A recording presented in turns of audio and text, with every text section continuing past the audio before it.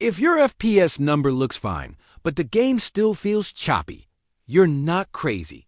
That's frame time. Stutters are almost never fixed by one magic setting. They get fixed by a checklist that removes the common causes one by one until the spikes stop. This is the real 2025 frame time checklist, the stuff that actually works. First, prove it's frame time, not placebo.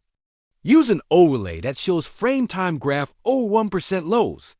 FPS can stay high while frame time spikes make the game feel like it's hitching. Test in the same scene for a few minutes so you're not judging based on one random stutter. Second, eliminate shader compilation stutter. Many modern games stutter the first time you enter a new area or load effects. If stutters reduce after you play for a while or after the first match, that's normal shader catching. Update your GPU driver, keep the game on an SSD, and don't keep deleting shader caches thinking you're cleaning. You're often resetting the problem. Third, check the obvious CPU killers in the background. Open Task Manager and look for anything spiking CPU disk or memory while you play. Browsers with heavy tabs, game launchers updating, RGB suites, polling sensors, cloud sync, and antivirus scans can all cause micro hitches. Turn off unnecessary startup apps, and for the session, close what you don't need. Stutter fixes are easier when the PC isn't doing 10 things at once. Fourth, fix power behavior. On Windows 11, power modes and OEM silent profiles can cause clock bouncing. Set Windows to balance or best performance when gaming. And on laptops, make sure you're not in whisper mode that limits CPU and GPU. Inconsistent boosting equals inconsistent frame time. Fifth, check temperatures and throttling. Stutters often happen when the CPU or GPU hits a thermal or power limit and downclocks hard. Watch CPU and GPU clocks during stutters. If clocks drop right when the hitch happens, you're throttling. Clean dust, improve airflow, tune fan curves, and consider a light undervolt on the GPU so it stops slamming limits. 6. Confirm RAM is not sabotaging you. Single-channel RAM and low RAM speed can hurt 1% lows badly. Check that you have 2 sticks running dual-channel and that XMP or DOCP is enabled. If your RAM is crawling at default speeds, frame times suffer. This is one of the most common "my FPS is okay, but it feels bad" reasons in mid-range builds. 7. Storage matters more than people admit. Games that stream textures and assets stutter harder when they're on an HDD. If the game is on a hard drive, move it to an SSD.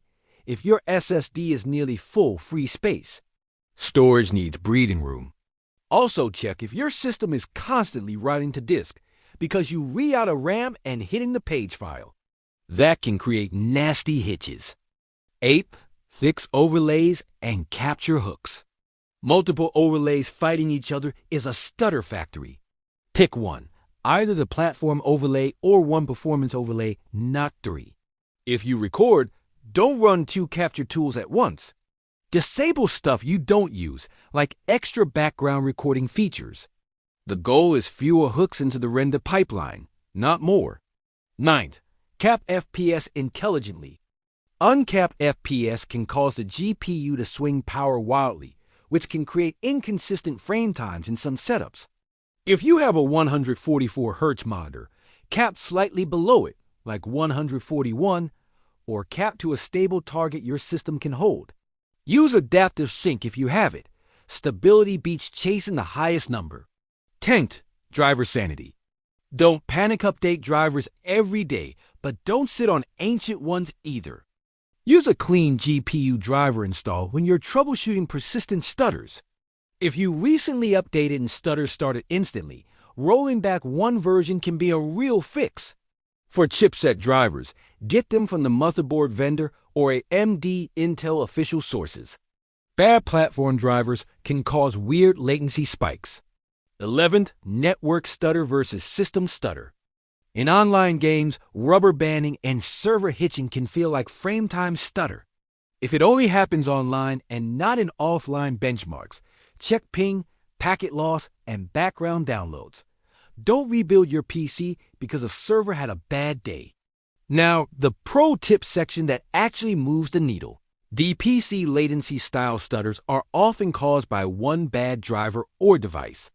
If you get random audio crackles or stutters across every game, try unplugging unnecessary USB devices, updating audio and network drivers, and disabling unused motherboard devices you don't need. Also, avoid stacking system optimizers that install low-level services. They often cause more latency spikes than they fix. Another pro tip: if you're on a borderline CPU, reduce the settings that hit the CPU, not the GPU. Crowd density, physics, view distance, and simulation-heavy settings are stutter multipliers. People lower textures and wonder why stutter stays. Textures are usually GPU and RAM. Stutter is often CPU scheduling and streaming. Finally, test properly. Change one thing, retest the same scene, and watch if the Frametime graph gets smoother. If you change 10 settings at once, you won't know what worked. The goal is not perfect zero stutter in every game forever. The goal is to reduce Frametime spikes enough that the game feels smooth and predictable. If you follow this checklist: shaders, background load, power, tongue, RAM, storage, overlays, FPS cap, drivers, and proper testing, you will solve the majority of stutter cases in 2025 without guessing. If you want more grounded troubleshooting that focuses on the real causes, follow and subscribe for more PC repair and performance guides.